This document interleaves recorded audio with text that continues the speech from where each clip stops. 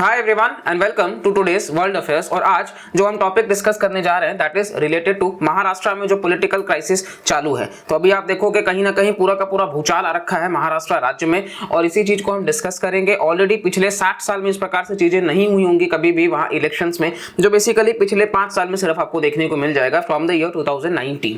तो अभी क्या हुआ है, ऑलरेडी आप देखोगे तो महाराष्ट्र में जो है वो डबल इंजन सरकार जो है वो चल रही थी, यानी कि आप देखोगे तो बीजेपी की जो सरकार है और साथ साथ में शिवसेना की जो सरकार है, क्योंकि जो महाराष्ट्र के मुख्यमंत्री हैं वो एकनाथ शिंदे जो हैं वो शिवसेना से बिलोंग कर रहे हैं। और वहीं आप डिप्टी सीएम देखोगे जो देवेंद्र फडणवीस हैं, जो पहले मुख्यमंत्री भी हुआ करते थे महाराष्ट्र के, तो वो डिप्टी सीएम हैं जो कि बीजेपी से बिलोंग करते हैं। यानी कि ये जो डबल इंजन सरकार है ये तो चल ही रही थी, लेकिन अब ये डबल इंजन जो सरकार है वो ट्रिपल इंजन हो चुकी है, क्योंकि यहाँ पे जुड़ गए हैं नेशनलिस्ट कांग्रेस पार्टी के ही मतलब अजीत पवार जो हैं। देखिए बेसिकली इसके जो चीफ हुआ करते थे शरद पवार, तो वो क्योंकि उम्र हो चुका है तो वो रिटायर हो गए। और जब वो रिटायर हो गए तो माना ये जा रहा था कि ये अजीत पवार जो हैं इनके जो भतीजे हैं करता धरता वही थे, बहुत ज्यादा वो जमीनी हकीकत से जुड़े हुए थे, ग्राउंड से। तो इस वजह से कहा जा रहा था कि मतलब इनको दिया जाना चाहिए। लेकिन ये जो शरद पवार है इन्होंने अपनी बेटी को ये सीधा का सीधा उस पार्टी का जो हेड बना दिया।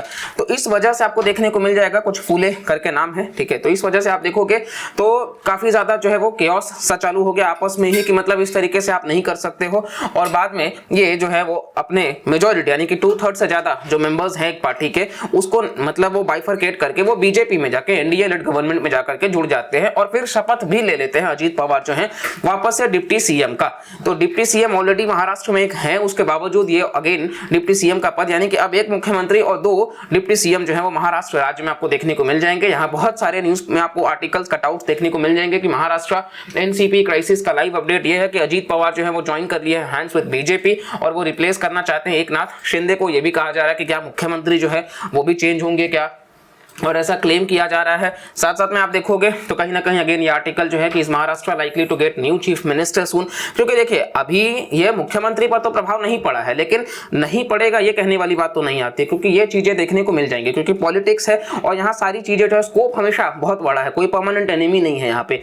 तो लगातार जो है वो आप देख रहे हो कहीं ना कहीं चीजें जो है वो मतलब इसी तरीके से आगे बढ़ती जा रही हैं। साथ साथ में आप देखेंगे तो यहाँ पे अगेन ट्रांसफॉर्म करने की बात की पॉलिटिकल लैंडस्केप में बहुत सारा, तो ये जो है तस्वीरें आप देख रहे हैं किस प्रकार से बाकी चीजें जो उद्धव ठाकरे ये भी कहीं ना कहीं एक समय सरकार चलाने की बात कर रहे थे, लेकिन बीजेपी के साथ ये फेल कर गए, क्योंकि 2.5 साल जब सरकार चलाने की बात हुई तो बीजेपी इस चीज को लेकर के एग्री नहीं हुई।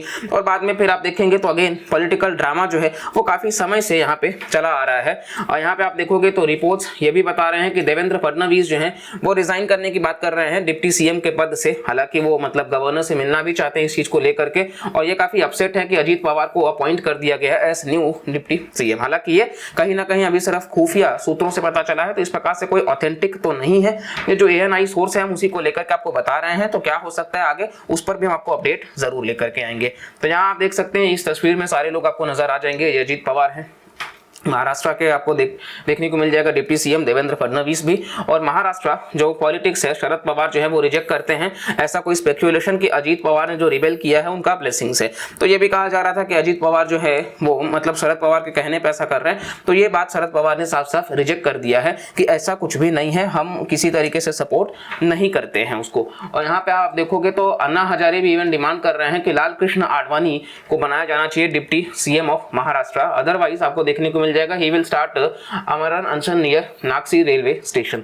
तो ये इधर इनका भी डिमांड चालू है, यानी कि पूरा का पूरा आपको देखने को मिल जाएगा कि अभी ये काफी समय तक न्यूज में रहने वाला है और बहुत ज्यादा समय तक आपको देखने को मिल जाएगा। महाराष्ट्र का जो असेंबली है उसमें जो 288 सीट्स है उसमें से मेजोरिटी आपको देखने को मिल जाएगा, यानी कि 105 के आसपास तो बीजेपी की ही सरकार है। उसके बाद में आपको देखने को मिल जाएगा ये जो एनसीपी है इनके पास में भी 50 से ज्यादा सीटें हैं, तो इसमें से आप देखोगे 40 से ज्यादा जो है वो निकल चुके हैं। अब क्योंकि 2/3 से ज्यादा जो है वो निकल चुके हैं, तो जो पॉलिटी में हम 10th शेड्यूल पढ़ते हैं, जो भारतीय संविधान के 12 शेड्यूल्स हैं उसमें जो 10वां शेड्यूल है तो वहां पर मेंशन है एंटी डिफेक्शन लॉ, जो कि 52nd अमेंडमेंट एक्ट से लाया गया है।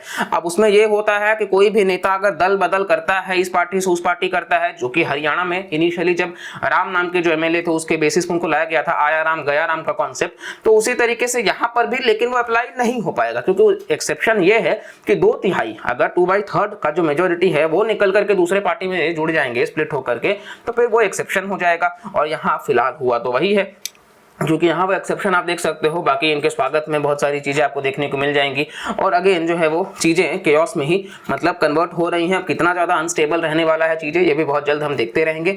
लेकिन ओवरऑल जो है अब यहाँ पे ये भी बात हो रहा है कि क्या पार्टी के चीफ जो है वो अजीत पवार हो जाएंगे। इवन जो सिंबल है जो कि election commission of India allocate करता है अंडर इलेक्शन कमीशन ऑर्डर 1968 का, तो क्या ये सिंबल भी अजीत पवार को मिल जाएगा? अब ये डिसाइड जो है वो तो इलेक्शन कमीशन ही करेगा। और इसको लेकर के भी जो अपडेट होगा बिल्कुल हम उसको लेकर के भी आप तक हमेशा अपडेटेड रखेंगे। लेकिन साथ साथ में मुख्य बात ये है कि कहीं ना कहीं ये पूरा जनता का जो विश्वास है इसके साथ में भी खिलवाड़ हो रहा है। डेमोक्रेसी अपने आप में जो होता है तो इस तरीके से चीजें नहीं होनी चाहिए कि मतलब ऑल ऑफ अ सडन आपको ये देखने को मिले।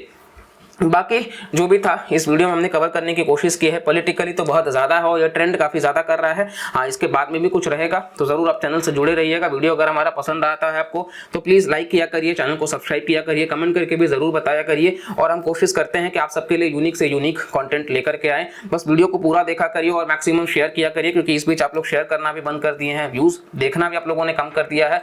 तो प्लीज़ अगर आपको कोई भी तरीके से लगता है कि हाँ चलो ठीक है, कॉन्टेंट में या किसी तरीके से भी आपका एक है कि जेन्युइन कोई बात है, हम जरूर सुधारने की कोशिश करेंगे। लेकिन आपका साथ बहुत जरूरी है, तो प्लीज अपना साथ बनाए रखिए और मिलते हैं अगले लेक्चर में। तब तक के लिए bye bye, take care and जय हिंद।